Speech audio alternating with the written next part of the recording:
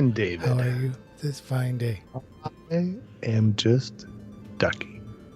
Quack, quack, quack. You are a duck.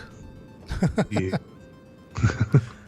So yeah, it's been a good weekend so far for me. How about you? Yeah. It's been a weekend. Good morning, Steve, and good morning, Dominic.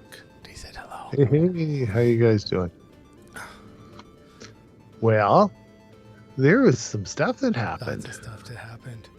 But Yay, before we get finally. into the stuff that happened, we gotta do the other things. We should do the other things. If we don't do the other things, we're terrible people. We'd be terrible people. Thank you for all the things on these lists. You guys are all amazing. Thanks for helping up top. Everybody else is amazing on that list, and we're going to be talking about some stuff that's coming to Patreon in a bit later. But thank you. Yeah. Thanks, If you everyone. want to be a member of our cool Patreon and have access to the Discord server, it is patreon.com/3dmakeit. And if you need any info about what's going on, you can go to our website, 3dmakeit.ca. So good. We got a whole bunch of links to all our social stuff up there. So, yeah. We feel very social some days, so come check us out. So, as Greg mentioned, there's actually a few things this week. Two specific things that happened on the same day, in fact. Yes, I was very, very excited when I saw it. Yep. And then slightly confused and then less confused. Yeah. Confused, less confused, then angry. No. Okay, No anger. nervous. No, just kidding. So if you guys haven't been following, Marlin has released 2.0.94, which is their long-term support build. And it finally has all the new boards in it. So it's the official release that you can get the new SKI3 boards in, and there's a number of other boards in there now. And yeah, it has a whole bunch of bug fixes and whatnot to make it was mostly a stability release. Yeah, the new features, like there is new features, obviously. Yeah, but not a ton. And like lots of them aren't like earth shattering. It's like better reporting for BL Touch or, you know, so there's stability. Yes. They did add protection for people that use Kira and Prusa Slicer, because sometimes your file names get pretty long and you just dump them on and the controller can't understand what you're trying to do. And so they've added long file name protection, which is kind of cool. Improved firmware uploadability for a number of different boards.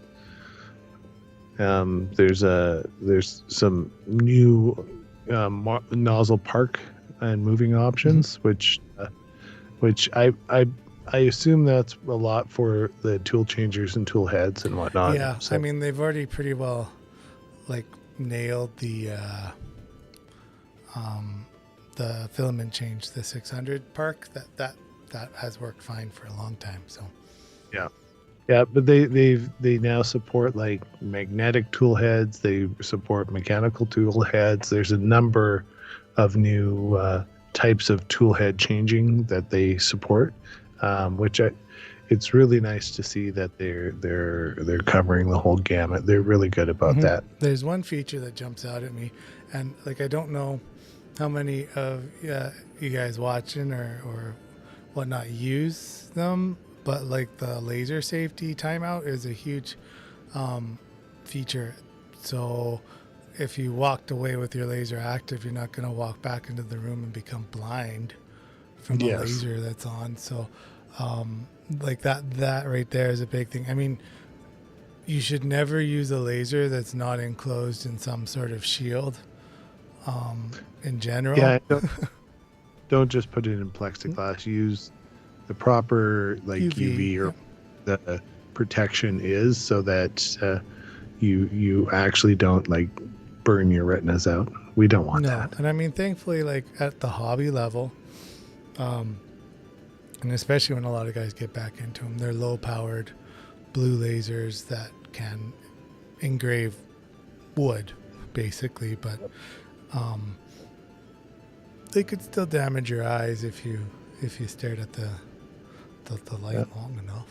Yeah, and I think those are the standouts for the new features. And then they have a list on the GitHub of all the new boards, and there's probably about, I don't know, 15, 20 new boards. Some of them are kind of the same board, different variants. Yeah. So a few different Creality boards for the 2.4 S1 for the new models that are out there.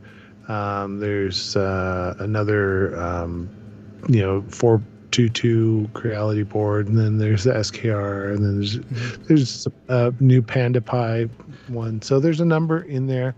And then on the improvement side, something that jumps out at me is G34, my favorite. So they've tweaked that and made some improvements there. So yeah, there's a number of different fixes and whatnot, and tweaks through it. So but that's not really the, like, I mean, besides all the, and then they have all the standard fixes and pin patches and syntax fixes. And rolling board support allows them to get into more brands and that kind of stuff too. Yep. So there's quite a, I mean, we're not going to sit here and read the GitHub in order. That would be boring for everybody, including me, and I don't want to. Yeah. But there's stuff there. But that wasn't the only news. Yeah, so we had Marlin 2.0.9.4 long-term support, but we also had the release of Marlin 2.1. So there's two versions, and they're both. So we have a more development build at Marlin 2.1, but it does support, and like, this is where you can get into a bit of argument and stuff, but it adds support for 9 axes on a machine, and then it also adds other support and improvements above and beyond 2.0.94, but it includes all of those as well. So the biggest step, or the biggest change, and it goes through like the whole list, is when they added 9 axis support, then they had to change how the drivers were supported on the board, and like all those changes kind of like cycled down the list. Right? Yeah, it brings it on par with the RepRap, because the RepRap firmware has supported 9 axes for a while. So not that I've ever seen a 9-axis printer. I've seen some 5-axis. I mean, and I've seen some very sketchy looking 6-axes and whatnot, which is uses non-linear printing and stuff. But none of our slicers currently that we use support that. So like, it's a little ways off. When you talk about 9 axes and stuff, usually you're getting into the milling process rather than the 3D printing side of things. Especially like, even so, we got into this chat a little bit, but like, there is up, down, left, right, back, forward, and you can exit. You could go lower on your up, down, just into the negatives, or you could go on a diagonal, I suppose. But when they're talking 9 axes, you're more talking about adding servos to control movement that's just not limited into the up, down, back, forward, left, right. You can actually go underneath and whatnot, and around, right? And around, and so it's much more complex geometries can be done. And I saw some really cool demos. One was a guy made a fan, so it was like more of a standard print when he did the kind of the hub of the fan. It rotated the entire assembly and then printed the fins. So it rotated so you can do the fins, and they're in a different direction than the regular print. So it's a very interesting way of looking at model design, because you can do a lot of stuff that you couldn't do before without supports. Yeah. Right. And it's and yeah, so it's pretty cool. yeah, and like I mean, some of even though you can do some of the stuff without supports printing. So like if you're starting your print from the bottom of the build plate with your printer upside down and printing away from it, or we see that feature in last week we looked at the printer in a box. We talked about that printed upside down by nature. Oh yeah, yeah, And yeah. if you're doing a consecutive print that way, it works out pretty good for an FDM because the FDM just kind of welds itself to the next layer and goes. But as you turn the model, and if you are printing on the side and stuff, it creates problems with the slicer, especially because right now your slicer knows whether you're printing upside down all the way or right side up the other way. It knows where the overhangs are, right? And so it complicates things. And I mean, I haven't seen a slicer yet that by default would support such a thing, at least at the consumer level. They're always experimental, Yeah. and I think it's very programmatic at this point. It's not user friendly. No. And I mean, often before the shows, we check out like if there's any like the Marlin one we knew from earlier, but you know we'll pop in and see what's new for slicers, and nothing that would match that feature, that's for sure. No. But hey, I made the small joke to Greg this morning that the new version of Simplified was out, and he's like, "What?" No, I was like, no, No, it's not. It's not. It's version 4.1. Just so we're clear. But like when it comes to the Marlin support now, I know Stig, you use Linux, and I'm sure Dominic has. He's a Kira man. Yeah, but like Linux does the same thing with their builds. There's a long-term support, and then there's the development build, and then eventually the development build becomes the long-term support, and then they start another development build. And so that's all we're doing here with Marlin. Well, and they did it. They've done it before. Mm-hmm. They just didn't call it long-term. Like the older, Marlin 1. I mean, it's still on their site. Mm-hmm. It doesn't get. I don't think it even gets patched anymore. It might, but I don't think so. I haven't even looked at that. 1.9.1 has been there for a long time. I don't think there's been a patch for that one. No, for a long time. I'm honestly surprised. Like with the development of one, like it was a bit more rapid, in the sense that like it went from one to 2. In the span of, we'd have to look. I think it was 4 years, 5 years. Yeah. So like we're not far behind on 2, and if it follows suit, once we get to 2.9, we'll get into like the next iteration. Well, unless something comes up that they start developing some really advanced new stuff or new. Then they might skip right to 3, right? But I can't see them doing that right now. I think this is still iterative. Mm-hmm. They're still at boards and new features and whatnot. So, and they've lots of restructuring of the behind the scenes. Yep. Like if you looked at the 1.1 versions and whatnot, and you look at the new 2.1, the folder structures and directory structures of the build is much more organized and laid out much more logically for future growth, right? Whereas before it was like they kind of inherited the project and then had to kind of choose their direction, and now they've really got it tuned in and focused kind of thing. Yeah. So, I was just looking at one, and it kind of looks like 2020 was the last kind of in the fork patch kind of thing. So, I mean, this brings us.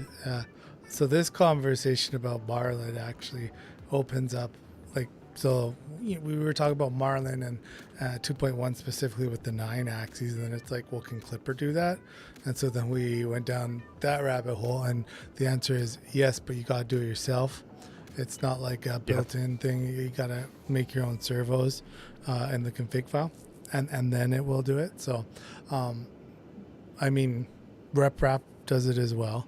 So there's a few. It's a feature that's coming. Steek says maybe they should solve the problems before they add new boards and features, because there are a lot of people having problems compiling the firmware. And he is not wrong. And I'm a terrible person because I didn't look at it yet. I'm sorry. But it's not. I think a lot of it is like weird like uncommenting the wrong stuff and that sort of thing. Well, so and there's always like, so just to take Steek's comment one step further, when you look in the release notes, generally speaking, when you look at the GitHub, there's always a number or an ID tag attached to the thing, the update or the feature. And generally speaking, like Greg's hit the nail on the head. Like when there's a fix, it's usually a comment was in the wrong place in the files that usually you don't edit. Like I remember I had to forget which file it was, but when I was running that the new Creality board, I had to go in and edit some of the stuff so it would compile, right? Yep. So every once in a while you find something weird with a build that you will run into that stuff. They normally patch it fairly quickly, but it does happen.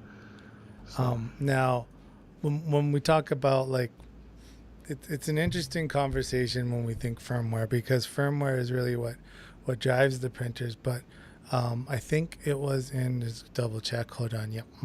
Okay. So in 2014, Stig's like, I try to compile without doing changes, but I still have problems. It could be file structure and permissions in Linux that's getting you too. But so in 2014, the patent on 3D printing that kept it from going out to the masses expired.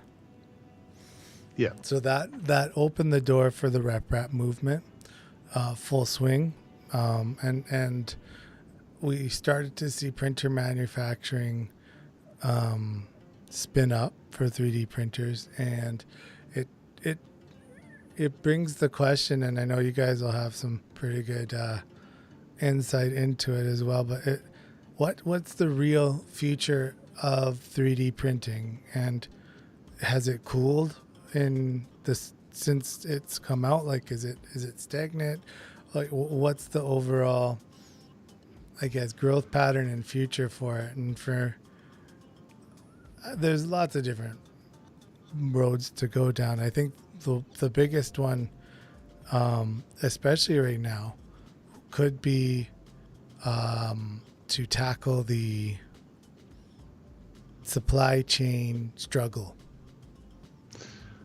Yeah. Well, I mean, I think we'll see more innovation and whatnot. I mean, you look at there is innovation coming. You look at like the tool changers that are coming, and the Bamboo has their thing that's they're kickstarting now, right? That we talked about last week.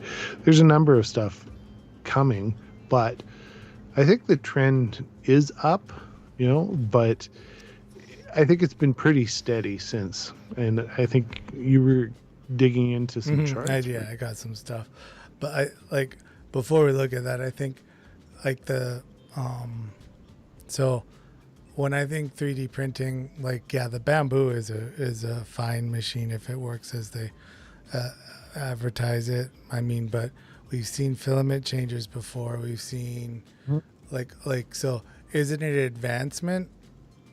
Not really yet. In my refinement.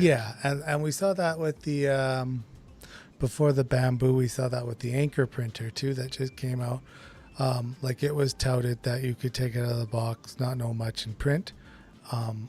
I'll be interested to see like as it rolls out if that's true. Right. Because right now, it's kind of prohibitive in the fact that like you kind of have to know how to maintain electronics and troubleshoot to successfully run a print farm. So I'm just gonna pop over to the screen share though. So if you guys haven't used it, there's this thing called Google Trends, and it's kind of cool to plunk a subject in and see what it says. So this chart in particular starts at 2014 and it goes all the way to today. And the line in the middle shows the how many times the search term 3D printing was used on the analytics side of the engine. And on the side, it has like 4 number sets: 25, 50, 75, and 100. Don't have to explain a graph. But you can see, like, if we were to take the mean of this graph, it would lie right around the 75 line the whole time. And you can see, like, so in 2014, 3D printing was actually on a downtrend for a while, but then by the time the end of the year came in 2014 and into 2015, we hit that giant spike back, and it kind of plays that way for a while. And we can see that the in the pandemic times, right when it started, which was roughly, I forget, like, And beginning of yeah. 2020, end of 2019 is when the reports came out, December. And so So like we can take that and we can see that there's like a huge uptake in the last bit of 2019. It starts to swing way up and then it swings a little higher in the first quarter of 2020. Now, the thing to note, I think, that's interesting is at the beginning of 3D printing, when the search terms were being used, you'd have these giant peaks and valleys, and then you'd have like a dip. So the kind of the hockey stick dip here, and then like when you're getting into the current time, everything's a lot closer. Like we do see a yeah, dip, but we yeah, don't dip quite. too far. So I think it's been normalized a bit. I'd like to see the rep rap or the Mendel graph. Remember Oh Mendel? yeah, yeah, Because yeah. that was right. Yep. So it'd be. I bet you that one was. That'd be interesting. So then, to take this idea one step for right now, anyway, we did another one, and that is FDM 3D printing and resin 3D printing. So, like, you can see that if the search terms for FDM, and you have to take it with a grain of salt here, like more look at the trend, like the rise and the run of the graph line rather than the peaks and valley, because we are working off of search term data. So you have to kind of like pull that in a little bit. But Yeah. you can see the blue line's FDM, and it's been fairly consistent with its rise. But we can see in 2019 and 2020, right around the pandemic, which is interesting to me, people started taking off with the resin printing searches more than the FDM. And the reason that interests me a little bit is a lot of like the PPE and like that kind of stuff is suited to FDM printing. Like you wouldn't want to build like one of those, like the mask clamp things around the back of your But head, more people were at home, right? And and so had more time. resin printing's like, so this is a bit of a myth, but resin printing's cheaper, except if you watch my video on it, it's not. But it looks cheaper from the outside, right? You can get a resin printer for $200 tops, and you. Everyone wanted to make Yep, minifigures. we're all playing D&D in our free time, but so you can see this kind of trend take off between the two, and now you have a bit of a separation, and it's interesting because like again, this is like a grain of salt, but like the data kind of shows a split worldwide where once you once you get into mainstream, like Europe and Canada, and the US is on here somewhere too, but it's split more towards resin printing. And as resin printers get bigger, and like they already have resin that is touted to be like PLA like and those things, you might Yeah. see that the resin trend actually flies and takes off a little bit more. Stick says one problem is that people think 3D printing is just as easy as 2D printing, but the fact is that you still need skills for 3D printing. Yeah, and they see the word printing, and honestly, it's kind of not what it is. Like you're not 3D printing. That's where the word additive manufacturing came from, and Yeah, but it's one of those things. Like it's been an evolutionary process, and but people have been so used to, just printers are now disposable. mm-hmm. You don't do they're the barrier to printing color fast from home Mm-hmm. for their everyday printing is now like nothing. Like Right. you spend more on cartridges than you do on buying the printer. Well, that's part Right. of the waste cycle problem now. Well, it is, but we're not there with 3D No. printing. Like it's gotten really good, but you're printing you're doing a very complex manufacturing process when you're printing something. So it's I don't. It'd be cool if it got to the point that it was as ubiquitous as that replicator on the Enterprise. You just like object just comes out and it's super fast and whatnot. Great, but we are in an infancy in relation to that. And I think just so y'all know, the topic on our sheet's called "What's the future of 3D printing?" And like in my mind, and from what I see, 3D printing from the standpoint of let's say advancement and technology growth is actually slower. And then we saw the other booms in our time. Like when we think like TVs and computers, like and tech, TVs until they went to flat screens, right? like they were very expensive, and they can still be great Big expensive. one. But what I'm saying is like the technology has advanced more quickly for those things. Like if we go back 50 years in time, let's just go back.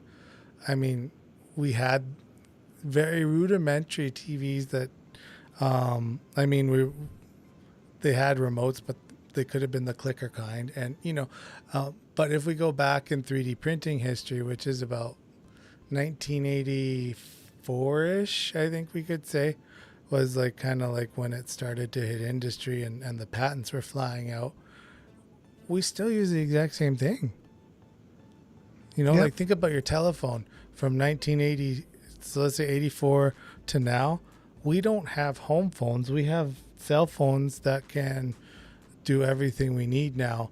But you look at how quickly that transition happened, and now every smartphone's just a rectangle slab. That's just it, right? And it's just been iterative after a certain point. And TVs, same thing, right? Okay, yes, you're getting a higher resolution, and maybe you have the big screens, but you went from 1080p big screen now to 8K big screen. Yeah, and I mean there's like failed attempts like between. It's iterative. Yeah. I think that's the kind of. But 3D printing like hasn't got there quite yet.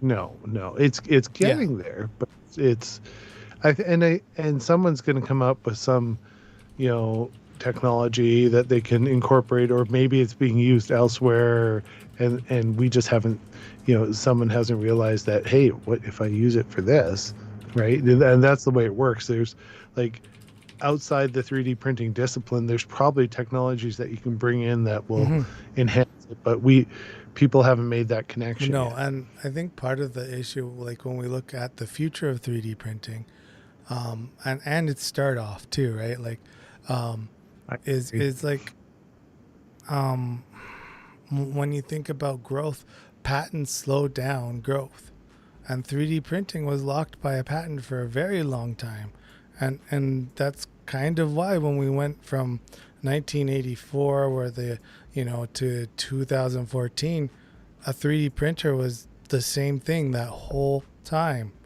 And then by the time it expired and people could develop on it, it's Hmm. the same problem. Like, well, where do we go from here? Because nobody has done anything on this yet. And we're starting to see like lidar, right? Like the The bamboo bamboo has light, lidar in it, which is that's a very unique yeah. take on stuff too. You know, you lidar is becoming cheaper in cars and Hmm. this and that, but it's one of those things. Like that's something that um, I mean, they use it for topographical mapping and this and that. So it's makes sense to use it to see is your flow Hmm. right. I Yep. mean, it will accurately measure, the Yep. diameter and everything. Like that's a perfect use for that technology, which was, first, used in the military, and then it was used started to be moved into automotive, and now so there's lots of technologies out there that we haven't seen how we can utilize them Hmm. in a space, and this is just a good example of we're still in its It infancy, is. And right? so like I forget who I was um watching. It was a couple years back now, but like one of the interesting thoughts that they had, and I share it, is 3D printing can really bridge the gap for some of your home repair or item repair to keep it in service, right? So, like, let's say LG releases all the STLs to fix every single latch and hinge on your fridge, right? That would be great. So instead of getting a latch and a hinge from the guy down the road that has to waste all the gas to come to you, you just print it, screw it on, it's done.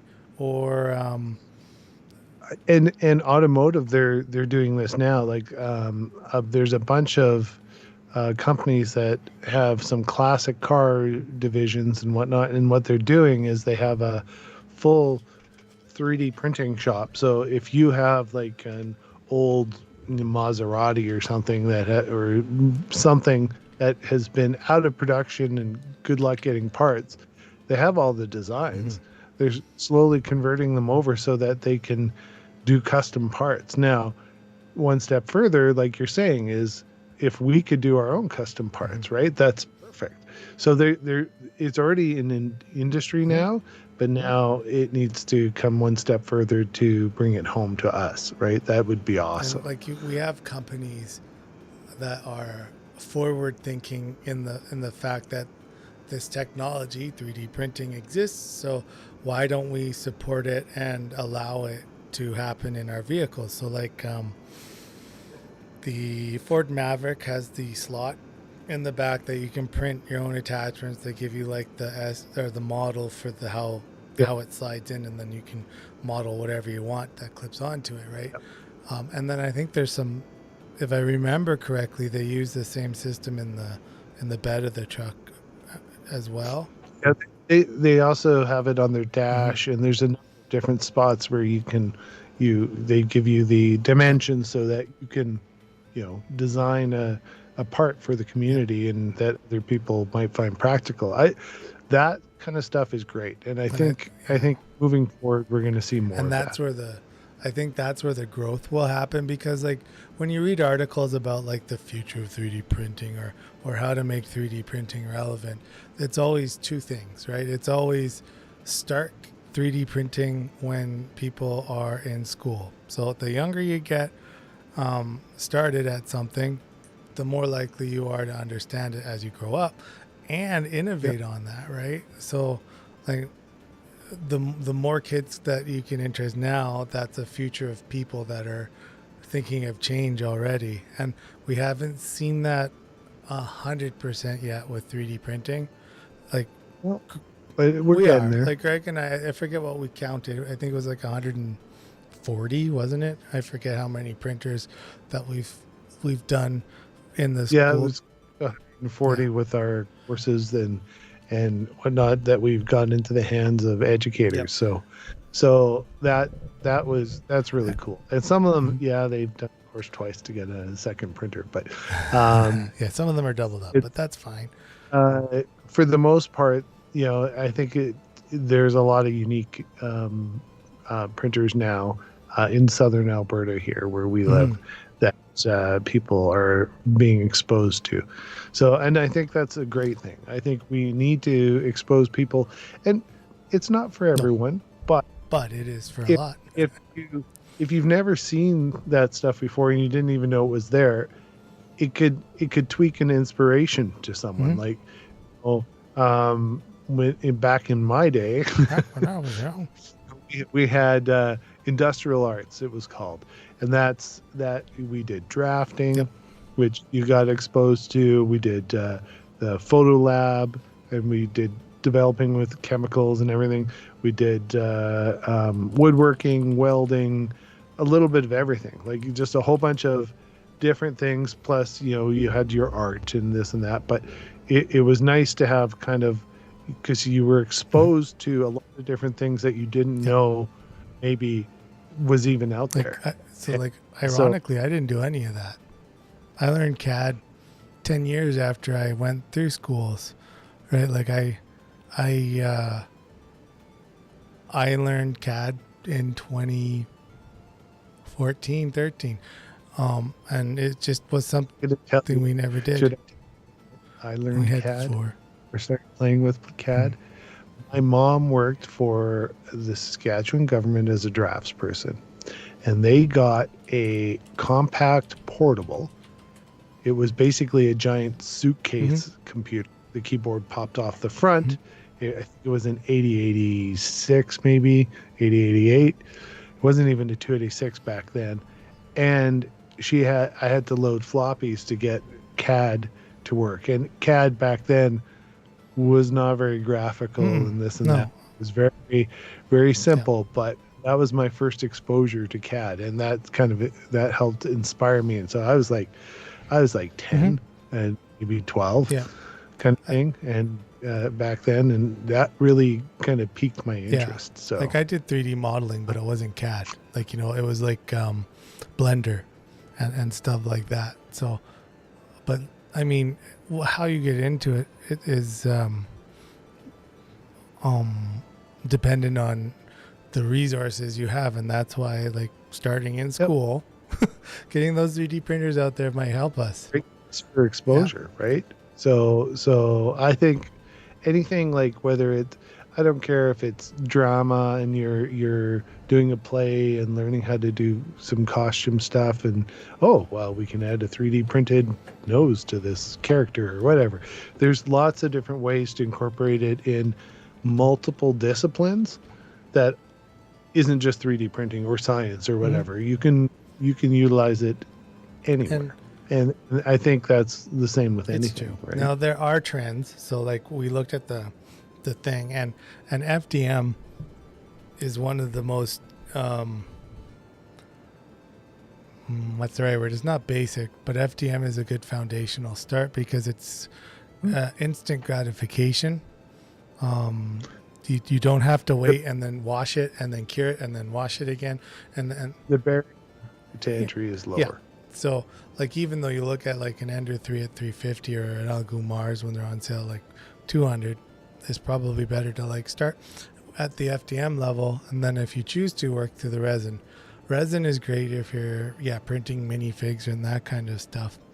But industry, Greg and I had the opportunity to visit like a larger machine shop in one of our bigger centers, and like the Yeah, guy, so he showed us around, and he had one of the Macroforge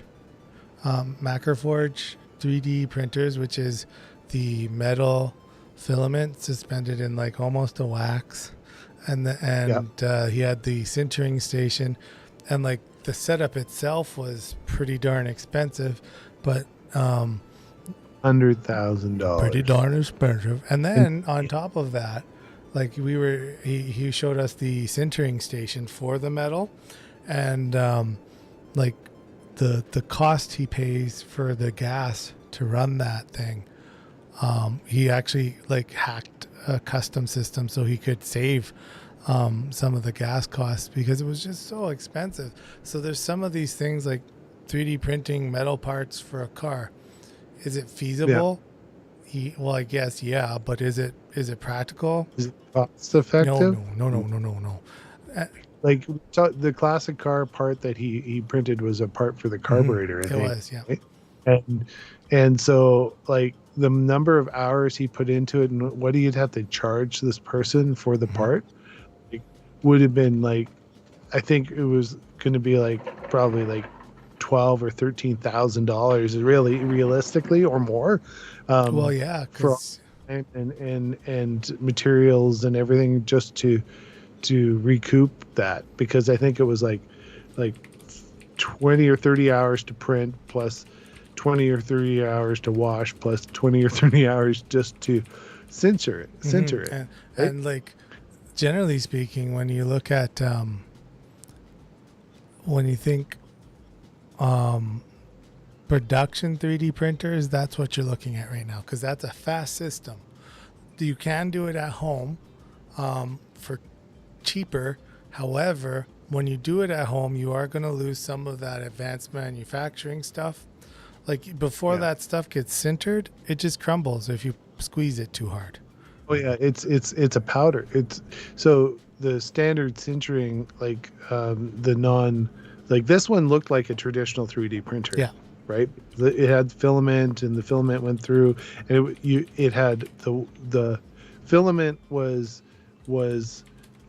basically the powder embedded into the wax to kind of have a medium to transfer it through the print head to. Yeah. Whereas your standard sintering is like the powder, and you've got your masks, and the laser melts it together and whatnot. So that one, there's less, like it censors it during the printing process. Whereas this one, you print it, you wash it, and then you print, and then you censor it. So it's very, very involved. It's kind of like, you were saying earlier with your resin, right? You've got multiple steps to do, right? If you can eliminate steps to make it faster, that's better, but is also way more expensive. Yeah, and so there's 2 points that came up, and Gary mentioned that I think Desktop Metal has a new system that's cheaper to run, and they are a little bit cheaper to run. And like I even saw, so there was one being marketed at home, and it was a sintering one. So instead of like being a normal printer, we're closer to a resin printer where a laser would sinter each layer, shake it off, and it would keep going. The barrier though is safety at home, Yeah. because like one, you can't breathe that stuff in. That No. particulate You don't will. eat that fine particulate, like that particulate you get in your lungs. Oh. You're done. And then Stig says that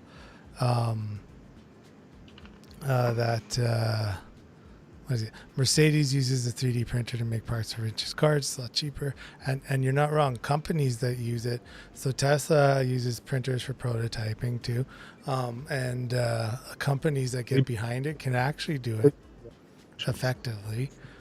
SpaceX prints rocket engines with that technology, right? Like you can do very amazing things with that technology. Now, will it come down, and will it be available to the masses in a form that is cost effective?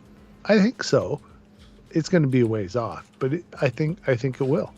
Right? And like in the cases of these sintering machines, there's 2 in Alberta, where we are, and the guy, and Gary mentions it here too. He can print and then send it to sinter, and that's what he was hoping to recoup some costs on it.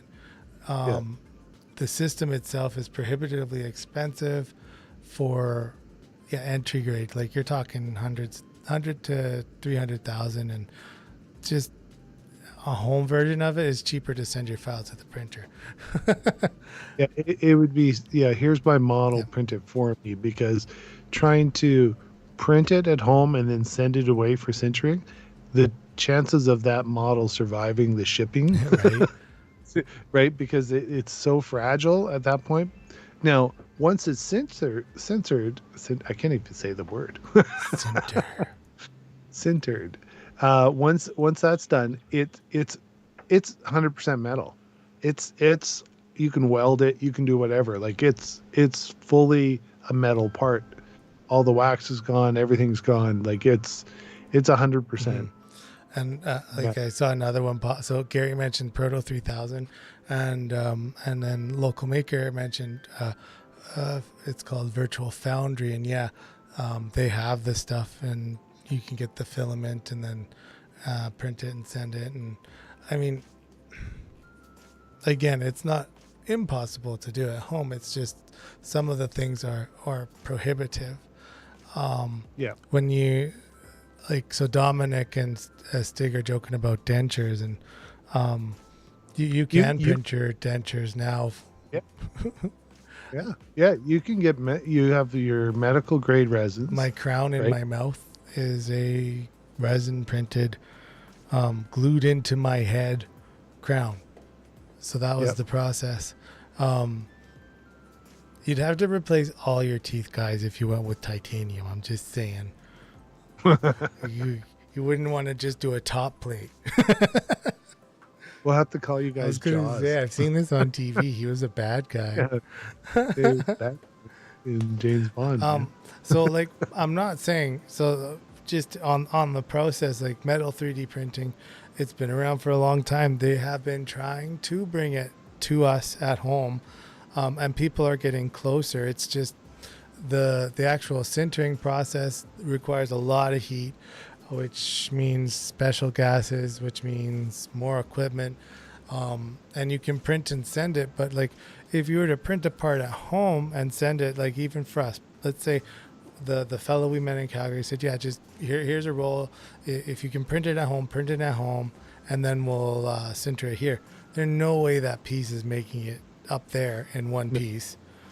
No, he demonstrated that, like, it's literally, once it's printed, you have to take it carefully on the plate over to the wash station, and then be careful putting it into the oven, because you touch it wrong, it just disintegrates. It's like it's powder, right? And so like, it's important to note, like, so that's the Maker Forge system, but like they have suspended the powder in that waxy thing. It's still the same idea as laser sintering. It's just a slightly different form.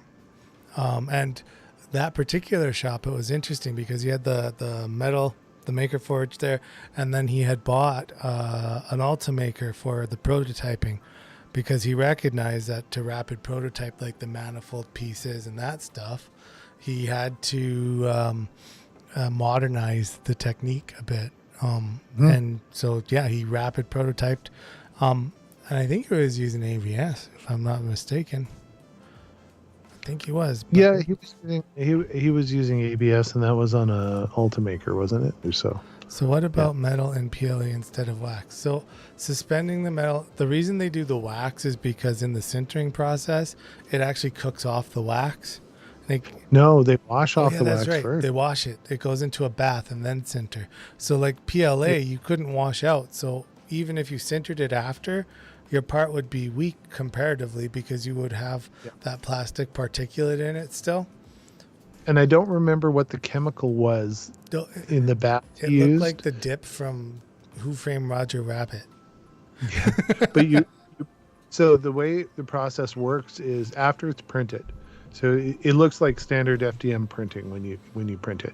But when you take it off and you put it into the bath, you constantly weigh it, because you know how much material should be in the part versus the wax, based on when you need to censor it.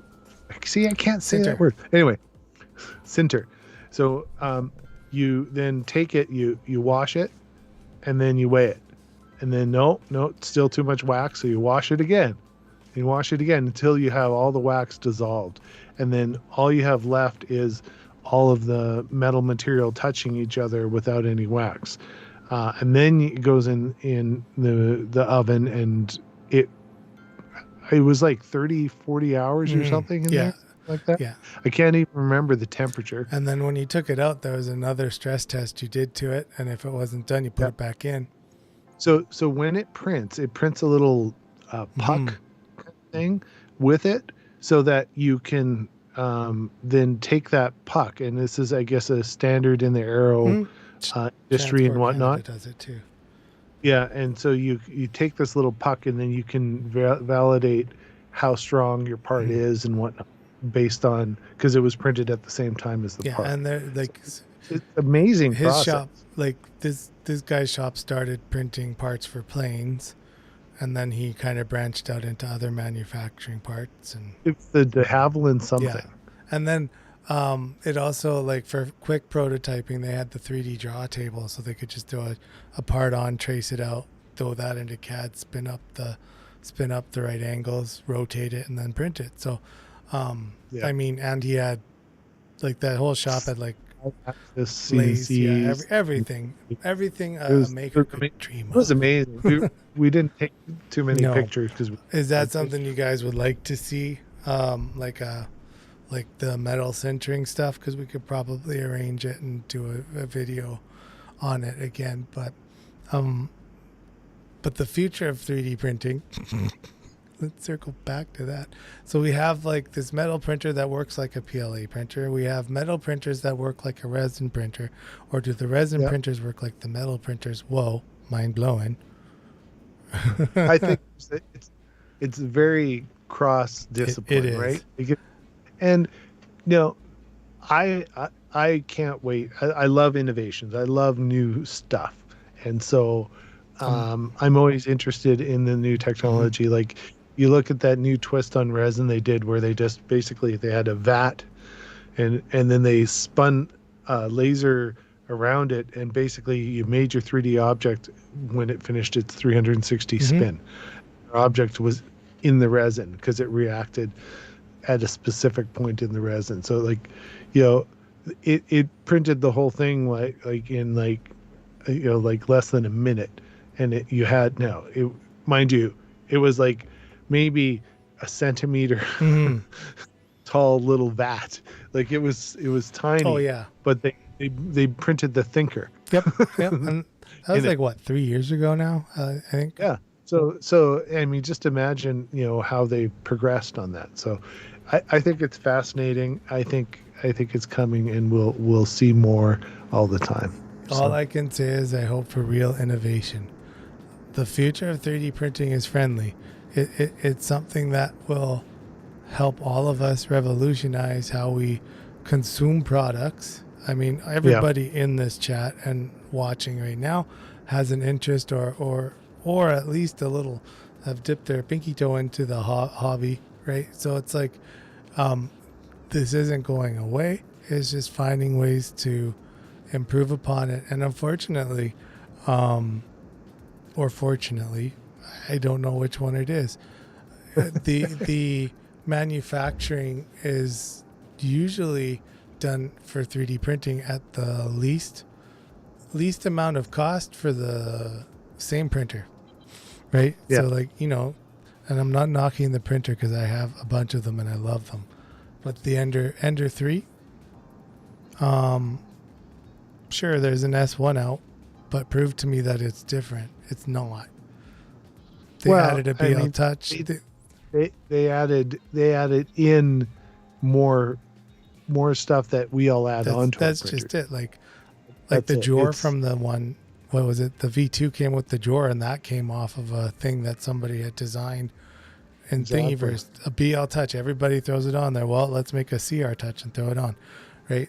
Yeah. So they're making better product, but I don't think we've seen quite that innovation spike yet. And we haven't, but that's okay. It is. Like, it'll get there. Yeah. And we'll see it more and more.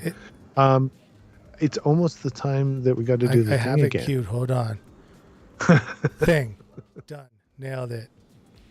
So we just want to thank everyone on this list because you guys are great. You help support the channel. You help make this content happen.